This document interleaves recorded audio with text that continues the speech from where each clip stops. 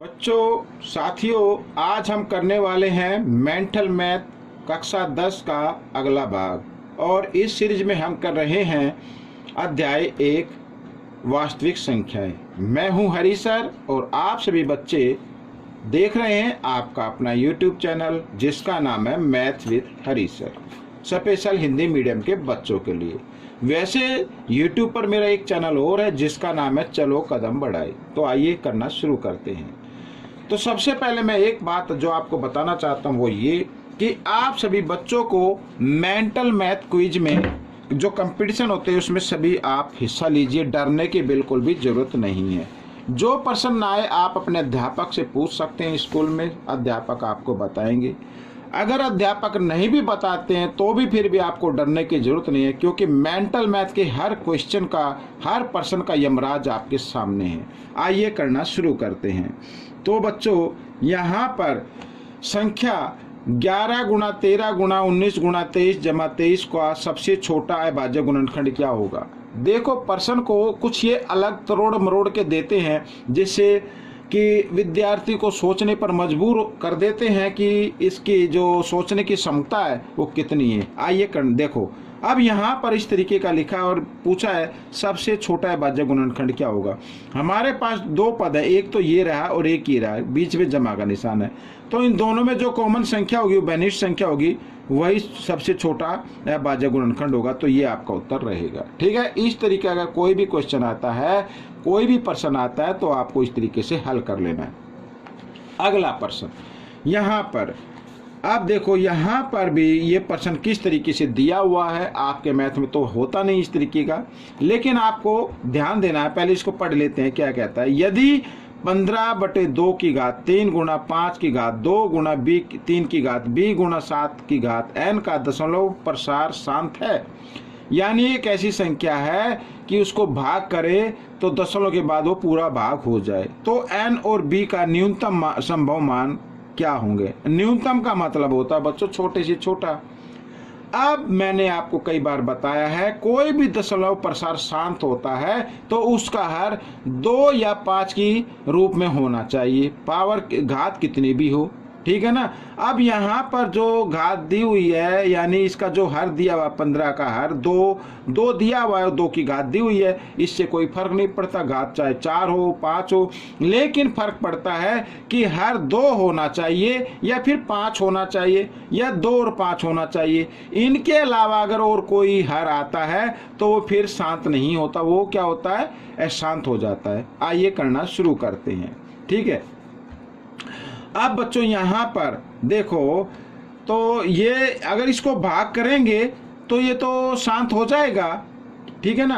अब हमें बताना है कि यहाँ पर b लिखा है और n लिखा हुआ है, ये जो घातें दी हुई है, इसका न्यूनतम यानी छोटे से छोटा मान क्या होगा। छोटे से छोटा मान बच्चों होता है, देखो 0 लगा देंगे, b बराबर 0, 7 की घात भी जो दी हुई है n, और इसका मतलब n की भी 0 ले लेंगे, यानी इनका संभव मान हम 0 ले लेते हैं।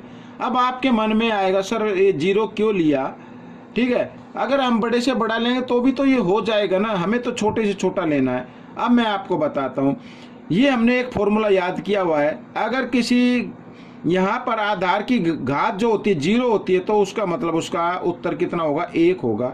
अगर यहाँ पर b की घात 0 है तो 3 की घात 0 हो गई, तो इसका मतलब इसका उत्तर कितना आएगा, 1 आएगा। तो इसलिए n की घात भी 0 है तो इसका मतलब इसका उत्तर कितना होगा, 1 होगा। यानी कि यहाँ पर कहने का मतलब ये है कि यहाँ भी 1, यहाँ भी 1 से गुणा करें तो वही नंबर आता है जिसको गुणा करते हैं। ठीक है, तो अब यहाँ पर अगर इसका छोटे से छोटा संभव मान बताएं तो संभव मान 0 हो जाएगा बच्चों, यही आपका उत्तर है। ठीक है, आइए करना शुरू करते हैं। प्रश्न नंबर 23 क्या कहता है। प्रश्न 23 इसमें कहा है, इसमें मैं इसको थोड़ा ठीक कर लेता हूँ। ये हाँ, हमारे पास दो समबाहु त्रिभुज की भुजाओं की लंबाई क्रमशः 51 सेंटीमीटर और 85 सेंटीमीटर। समबाहु त्रिभुज का मतलब होता है जिसकी तीनों भुजाएं बराबर हों, उसे समबाहु त्रिभुज कहते हैं। ठीक है, एक ये है और एक ये है। इसकी तीनों भुजाएं आपस में बराबर है, इस त्रिभुज की तीनों भुजाएं आपस में बराबर है। साथ में ये भी लिखा हुआ है कि इस छोटे त्रिभुज की भुजा की लंबाई 51 सेंटीमीटर है और इसकी क्या है 85 सेंटीमीटर है। हमें उस बड़ी से बड़ी टेप की लंबाई बतानी है जो इन त्रिभुजों को पूरा पूरा माप सके। पूरा पूरा मापने का मतलब है, इंच टेप तो आपने देखा होगा जो घर में हम कपड़े सिलते हैं, यानी कि अगर हम पूरा मापे तो ये पूरा मप जाए, ये मप जाए, ये मप जाए। ऐसा ना हो कि ये वो नापे तो इतना बच गया, ये भाग बचा, ऐसा नहीं बचना चाहिए। और पूरा पूरा इसको भी मापना है।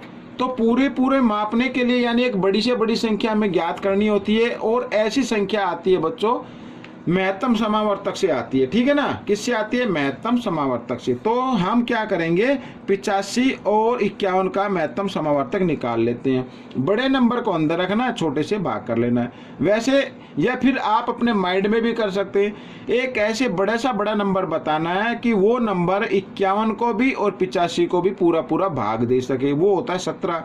तो इसका मतलब बड़ी से बड़ी टेप की लंबाई कितनी होगी? 17 होगी। या फिर आप इस तरीके से, जो ये बुनियादी तरीका है, इस तरीके से भी निकाल सकते। तो 51 एकम 51, 5 में से 1 गया 4, 8 में से 5 गए 3। यहाँ पर फिर भाग का निशान बनाओ और 51 को अब अंदर रख दो। 34 एकम 34, ठीक है। यहाँ से 1 हासिल है, 11 में से 4 गए 7, यहाँ रह गया 4, 4 में 3 गया 1, तो 17 आ गया।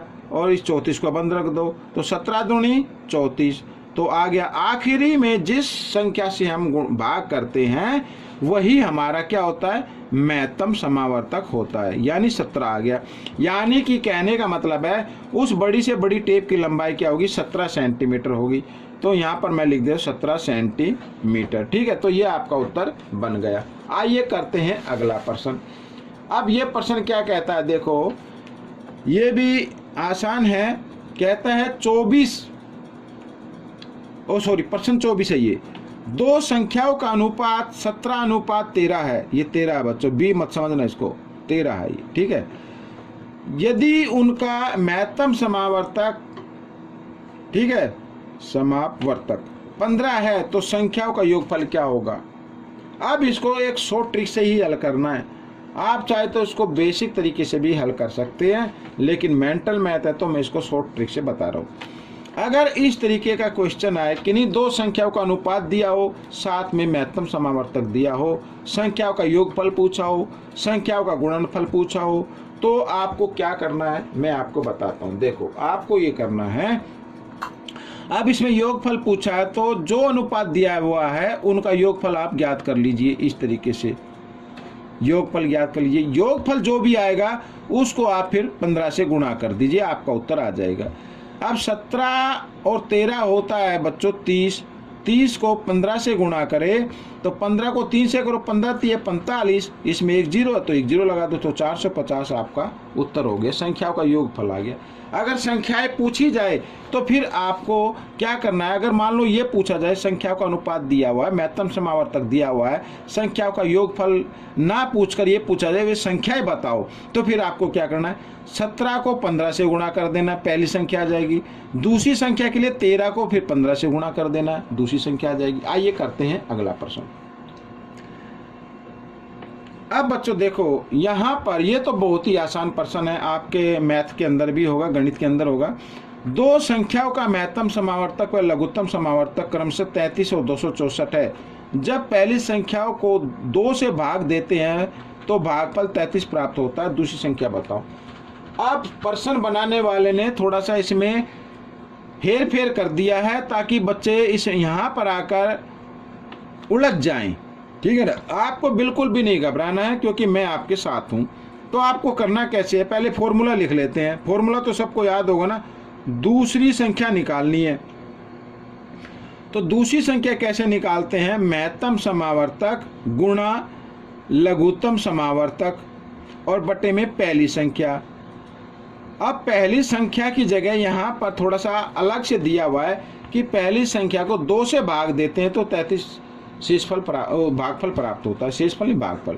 अब बच्चों मैं आपको बताता हूँ, यहाँ पर अगर मान लो कोई भी संख्या, ये संख्या कोई भी है, अगर इस संख्या को 2 से अगर हम भाग करें तो 33 भागफल प्राप्त होता है। शेषफल का इसमें जिक्र नहीं, तो इसका मतलब शेषफल 0 आएगा। और ये संख्या अब कैसे आती है, इन दोनों को गुणा कर दो, जिससे भाग दे रहे हो और जो भागफल है उन दोनों को आपस में गुणा कर दो। अगर शेषफल भी होता तो शेषफल को जमा करते हमेशा, लेकिन यहाँ पर 0 है तो 0 को जमा करो या न मत करो, एक ही बात है। तो पहली ये संख्या आ जाएगी 33 दूनी 66। आइए करना शुरू करते हैं। महत्तम समावर्तक 33 है, लघुत्तम समावर्तक 264 है और पहली संख्या 33 दूनी 66 आ गई, या 2 गुणा 33 भी आप लिख सकते हैं, तो भी पहली संख्या है। 33 से 33 कट गया, 2 से 2 एकम 2, 2 तिया 6, 2 दूनी 4, ये दूसरी संख्या आ गई बच्चों 132। ये आपका उत्तर निकल गया। आइए करते हैं अगला प्रश्न और आखिरी इस भाग का।